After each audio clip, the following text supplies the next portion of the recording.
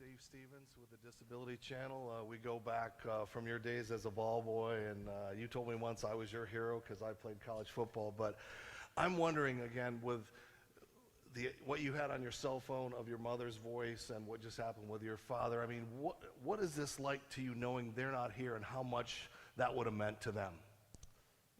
I try to think more so about, I know they're here with me in spirit, and their sacrifices for me and my family and my brother and all of us, is not in vain, and I know, being a Pro Football Hall of Famer is an unbelievable accomplishment, but, they were more so focused on us and our development as young men, and making sure we were good citizens in society, and we thought about our communities, and, we happened to play sports and got better at those things, but I think, the thing is that they never over prioritized it. It was a means to an end, right? And I know that they're looking down, and they're very happy, and I'm even more thankful for what they did to put me in position to be successful. And so I try to take solace in that. And I got to know your dad so well in Minnesota. Was just an amazing journalist. And we would sit in the press box. I was at a game in Arizona. You caught your first, I believe, only two-point conversion. And your dad was just so proud because of that magical moment. But of all those memories of the things that crossed the way through college and everything, is there that one defining moment that sticks out in your brain that you sit back and that flashes back in your mind? Yeah, so I was my freshman year of college. I'm 18 years old, and we're playing in Blacksburg, Virginia, against Virginia Tech. They're ranked, I think, number 3 in the country. It's my first nationally televised game.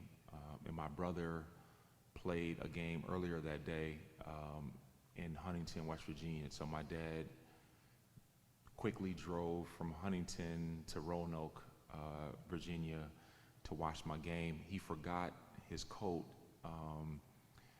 in the transition, somehow rushing, and he didn't get access to the media press box that day. So he had to scalp a ticket, and I remember seeing him. He had a pullover, and it was cold that night. It was probably in the mid-30s, and I saw my dad. He waited for me still at the buses, and he had the nose hair shingles, and he was shaking, but he was so proud. I scored, I think, 3 touchdowns, and we ended up beating them that night, and he was just so proud. But I could just remember him literally shaking. He was shivering. That's how cold he was that night. But it's nights like that always stand out to me, because only a parent would watch a game and go that distance and make those sacrifices for your kids. And memories like that always stand out to me about just how loving they were. It didn't matter what was required. They would always show up. Let's see, is this on? Hey, Larry. What's up, Mark? McLuhan? Yeah, good to see you. Good to see you too, buddy. Congratulations. Had a few really good chats with your dad in press boxes throughout the years as well. Just wanted to kind of get your thoughts on being an Arizona Cardinal for all 17 years, doing this with one franchise, and what's it mean to go into the Hall of Fame having done it all in one place? Well, Mark, thanks for being here, and appreciate the questions and always the thoughtful coverage of my career too.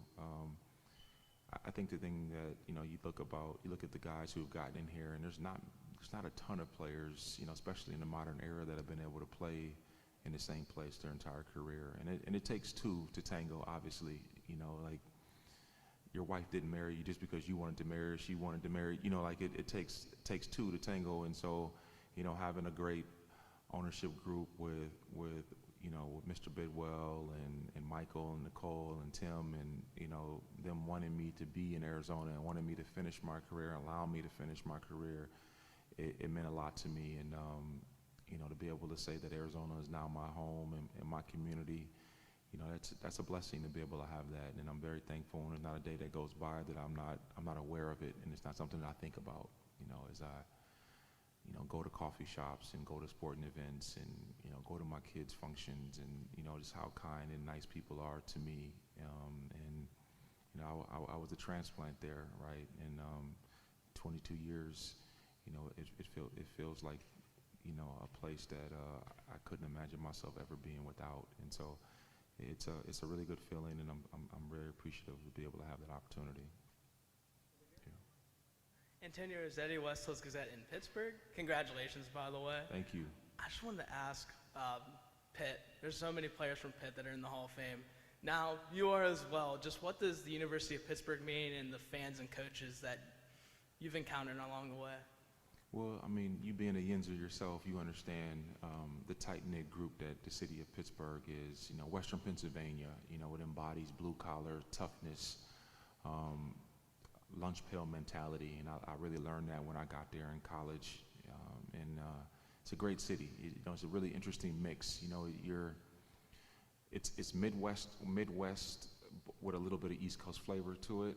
You know, and you know, I learned a lot from the people there, and you know, from my church home to chess clubs that I played at. To, you know, it was a really special place. Got a lot of lifelong bonds with people that I was able to spend time with, and even, you know, from the Steelers, you know, being able to get to know Mr. Rooney and so many other great Steeler people who, you know, really were very kind. I mean, Kevin Colbert, you know, he clocked my 40-yard dash. You know, I think he gave me like 2/10, made me a little bit extra money. You know, they were later in the draft that year. I think they took Ben with the 12th pick, but, you know, I think I probably ran like a 4.46, and Kevin gave me a 4.44, you know, so he helped me out. You know, Steelers organization was great to me.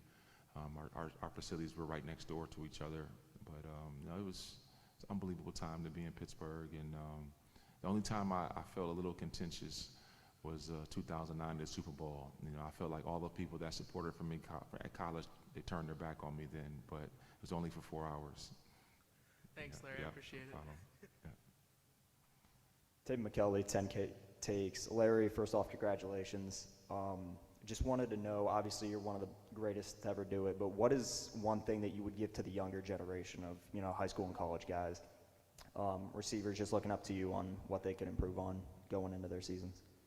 Well, I think it varies from each individual what you need to improve on, but I think just being open to coaching and feedback is something that I think you really need to do, because often, you know, as humans, you don't see your own blind spots, and, you know, you need to rely on the people around you, the coaches, staff, to kind of tell you what you need to improve on, and you be humble enough to take that to heart, and often, you know, block out the tone of the message sometimes, because sometimes it's a little crass and it's a little bit tougher than what you expected, but to be able to realize that they want what's best for you. They have their best interest at hand, and, you know, really being coachable and open to, you know, feedback, I think is something that I would really stress. I stress that to my son all the time. You know, people are not always going to be kind to you. They're not always going to tell you what you want to hear. You need to really lean into the things that, you know, people talk to you about, especially when it comes to your own personal improvement. Hi, Larry. Congrats. Corey Kuffler with WQAD out of the Quad Cities. I know you've had some interactions with this class, and it's a very special class, but specifically I want to ask you about Roger Craig. What does it mean to have him part of this class and going in with him? Yeah, it's been so cool with Mr. Craig. You know, I had never met him before. You know, we were inducted. I got a chance to, you know, for the first time, you know, before we were going over to honors, was the first time I got a chance to meet him. And, you know, I've heard a lot. You know, I've known Mr. Ronnie Lott for a long time. I've known Harris Barton for a long time. I've known Steve Young for a long time. Mike Wilson, Jerry Rice, you know, you name it. Guys who have played with him, they always were talking about how kind he was and how thoughtful he was. And he exemplified all of those characteristics when we got a chance to meet him. And it's been really nice being able to meet his family and his sons, and you kind of see, you know, how people are, you know, through their families, and it's been a real treat for me to be able to spend time with him, and, you know, to be able to be alongside with him, you know, as he's enshrined. You know, 33 years is a long time to wait, you know, for something that's, 29 years. He retired 33 years ago. It's been 29 years since he's been eligible. That's a long time to wait, and so I'm thankful to be alongside him in his class as he gets in. Hey Larry, Ben with 10K Sports Talk Minneapolis Radio. I just wanted to say, first off, condolences. Your father's the reason I was able to get in the media. You also are known to have one of the more, I would say, obscured records in NFL history, recording more tackles than having as drop passes. Typically, I would ask a defender who was the hardest person to tackle, but for you, who was the hardest person to tackle? James Harrison, definitely. If I was a better tackler, I would have probably been able to get him down, and that might have changed my fate a little bit. But when I got to him, it was like, you ever tried to move a refrigerator by yourself before? Yeah. That's what it felt like, trying to move a refrigerator by yourself. And so, yeah, I didn't anticipate I was gonna run into granite when I hit him.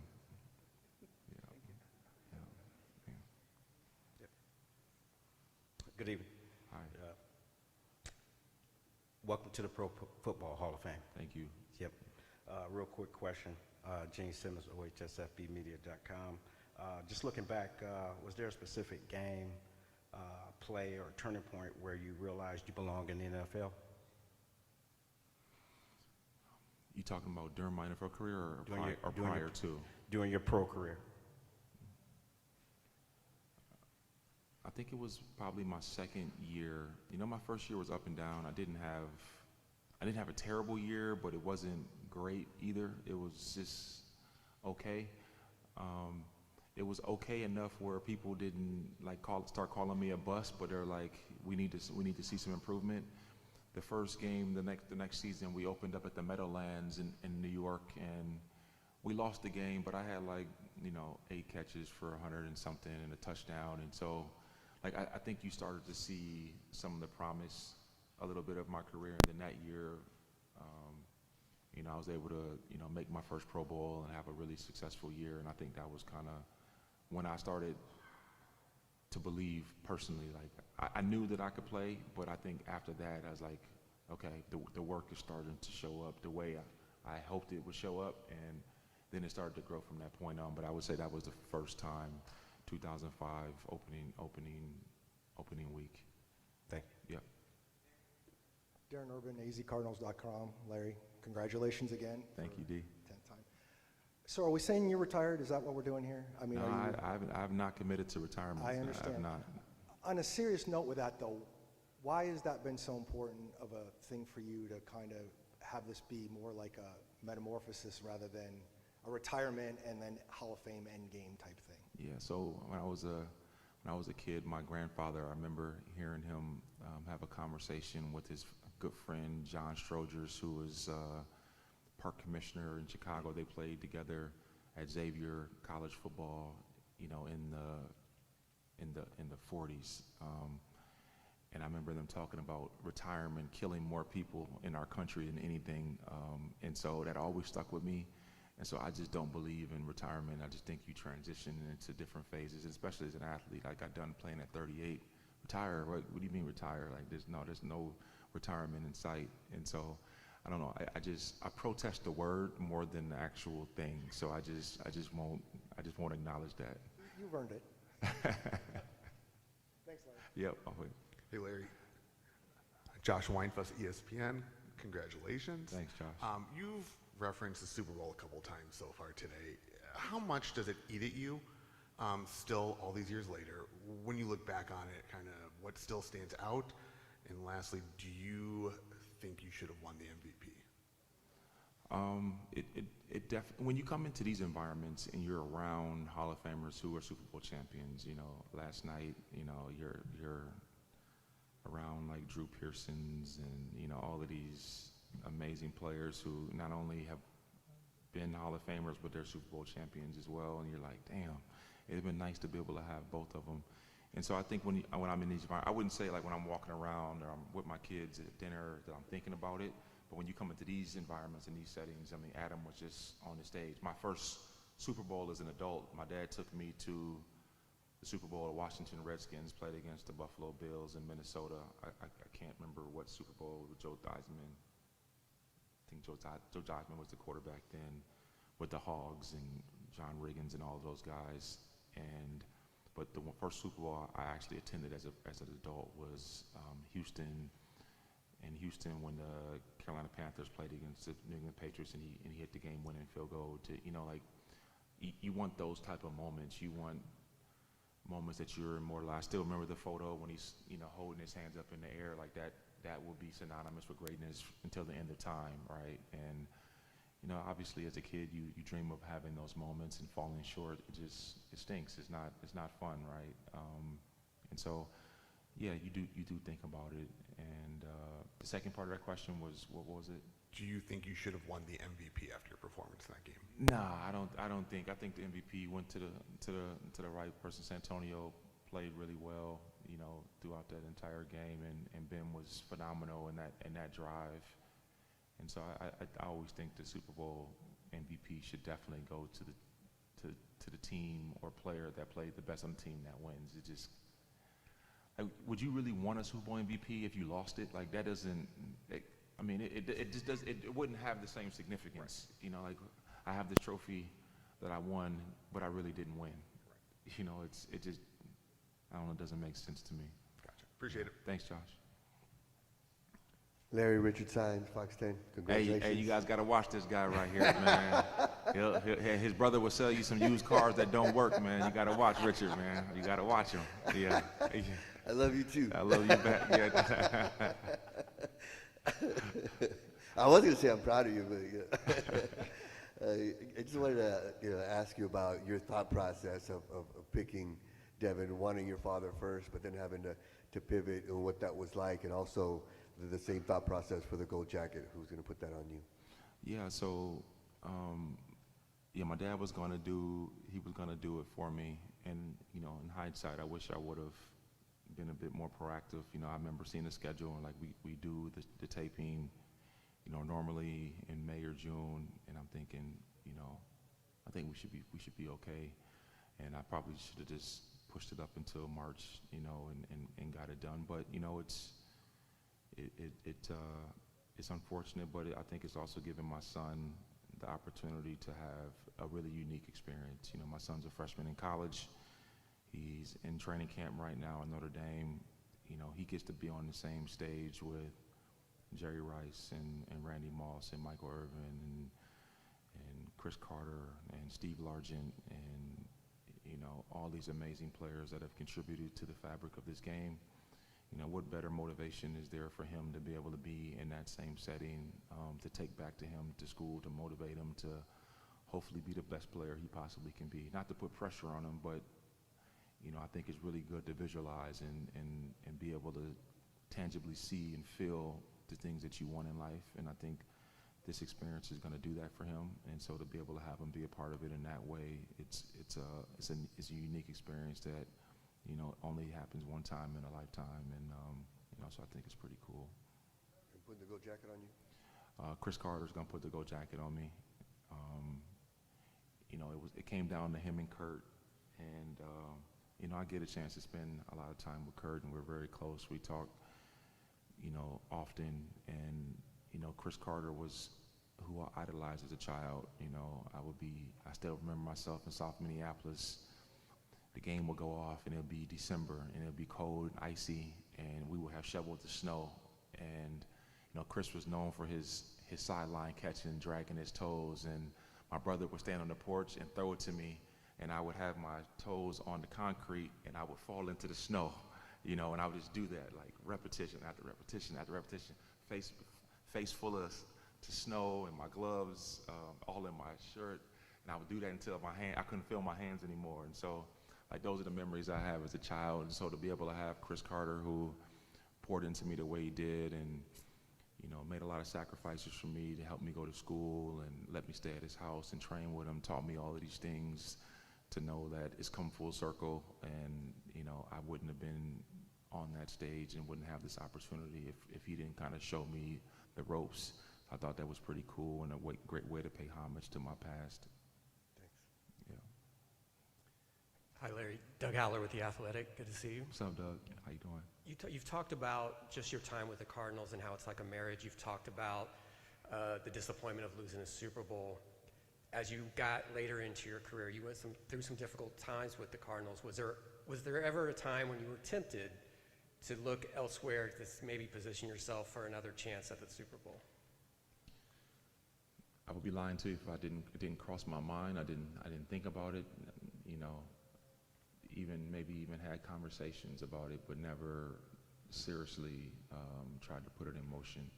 You know, I loved where I was at, and quite frankly, I don't know if it would have meant the same for me if I'd have went to somewhere who was already some super team, and I was just a part of that super team that already existed before I got there. You know, there would be a cheapness that I would feel about it personally, and there's no knock on anybody else that does it that way, but you know, I was a part of that foundation, and you know, I remember getting drafted and meeting Darnell Dockett for the first time, and meeting Antonio Smith and Carlos Dansby and Alex Sapanovich, and you know, being around those guys and wanting to do something that hadn't been done in Arizona, and like that meant something to me, to be a part of the fabric and the foundation of an organization and turn it around. You know, that's something that, you know, 40 years from now, when you're, you know, in a wheelchair or in a cane, and you're talking about that with people who were part of it and there, that mattered to me.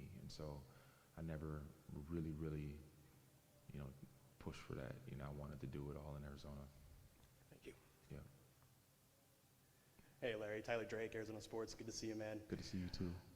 When it comes to Randy Moss, obviously a big part of your life, what's been the best piece of advice that he's given you, and how has that maybe helped mold you throughout your career? Well, I saw a lot of great things from Moss in terms of his competitive spirit, you know, his kindness, his thoughtfulness to me. You know, I think Randy's pretty misunderstood. You know, he's truly not one that's like looking for new friends. Like he doesn't really need that. But the people that he does care about and he respects, you know, he's the best friend you can have. You know, if you have one phone call for somebody that you need to show up for you, Moss would be like one of those type of people. And he's been great to me since the time I was 14, going on 15 in 1998, and I still have that same relationship with him, even though it's evolved now. As you know, I'm a man now, but you know, he still is very kind and thoughtful to me, and so like you know, to be able to you know, be in the same fraternity with him for life is really special. Thanks, man. Yeah. Hey, Larry, Jen, Callie Strong, Disability Network. How you doing? I'm doing great. How are you? I'm doing great. It's a blessing that Devin's going to be presenting for you. Yeah. And then to honor your dad, what's one of the lessons that you're going to pass down to the next generation to Devin? Well, I think one of the things that I really admire about Pops is he wasn't an excuse maker. He never, well, because of this we couldn't do this, and because of that we couldn't. I literally never heard him ever make up some excuse. He was we're gonna figure it out. Let's find a solution. If we got to go this way, or we got to go over it, or we got to go under it, we got to go through it. Whatever that was like impeding what we're trying to do. He was a solution-oriented person, and so I really stress those things to Devin. You know, it's you know, these young people, I think, with so many options available, it's easier to kind of opt out and to change paths because there's just like so many things around, right? You know, when we grew up, you know, like there was no maps. You know, you couldn't go on your phone. You had to figure it out on the map, right? And then if you didn't know that, you need to ask directions. There was like you had to be active participant in finding out how you were going to go navigate things. You know, it wasn't that simple, and I really appreciated the fact that my dad really leaned into that, and I think it can be a huge differentiator for Devin if he leans into it, because all the rest of the people are going to be trying to find the easiest route, and so that's definitely something I would, you know, I would think that my dad taught me, and I'm trying to impart that same wisdom for him. Lead by example. Yeah, he definitely led by example.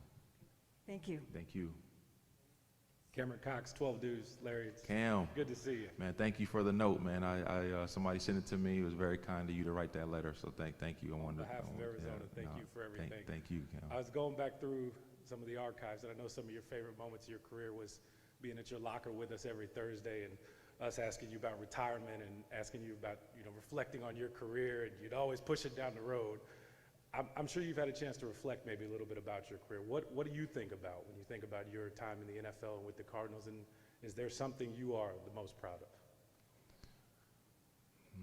Most proud of? That's tough. I'm really proud of the work that we've done in the community, you know, the organizations we partner with. I'm proud of the relationships I've developed with my teammates, coaching staff, administration, media. those things are what I really think about. You know, not often do I think about the catches and the touchdowns. I think about the authenticity of the relationships I was able to develop. You know, like, you know, almost behind you, right? And you know, his dad was our first athletic trainer, and first time I got cussed out in the game was from his dad. You know, I was messing with him. You know, I made a joke that he didn't like, and he just unleashed on me. You know, and like, those are the memories. And Machine, I remember spraining my ankle in the training room, and Machine told me to tape an aspirin on my ankle, and I'm thinking to myself, like, what does that even mean? And like, all these lessons that, you know, these old wily veterans that have been in the game for a long, long time teach a 20-year-old kid who, you know, thought he had all the answers. And so, like, those are the memories that, you know, as you get older, you look back and you think, man, those are times that kind of shape you, who you were as an individual, right? And they didn't always have to do with, like I said, catches and yards and wins and losses, but it was just like life examples. And so I think those are the memories that I'll always look back on that really resonate with me. Tape and aspirin, that's what he'd tell me. Tape and aspirin. Yeah, yeah. It's like, well, do you mean that I should take it? Or is like, you know, I just completely did not understand what that meant, you know. Fitz, congratulations. Good to be here. Omo, I'm disappointed in you, man. Why is that? You ain't come to the party, man, when I threw it in Arizona. You big time, man. Family vacation. No, I'll be at Omo, this one on Saturday. No, I sent it out early enough where you could have rescheduled the family vacation. No, I'm just messing with you. So, first of all, my dad sends his best. He wanted to be here so badly, but he is proud of you as a person, proud of you as a player.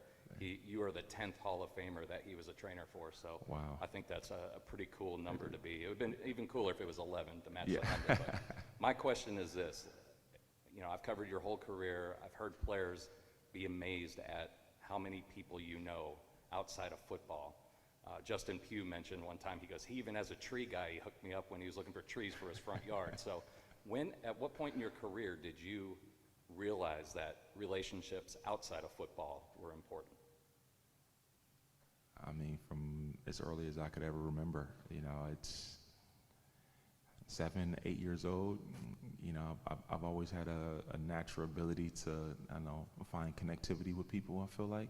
And, you know, the older you get, the more introspective and curious and that you become. You know, the more you learn, and like the more you lean into people, and the more people lean into you, and you just naturally start to develop, you know, relationships across the board, you know, from, you know, botanists at flower shops, and, you know, just very random and weird, you know, things that people would never, you know, understand. You know, talking to my boy Drew the other day, and he enriches uranium, right? And like, who knows about that, and why people are doing that? But like, those are the things that really interest me.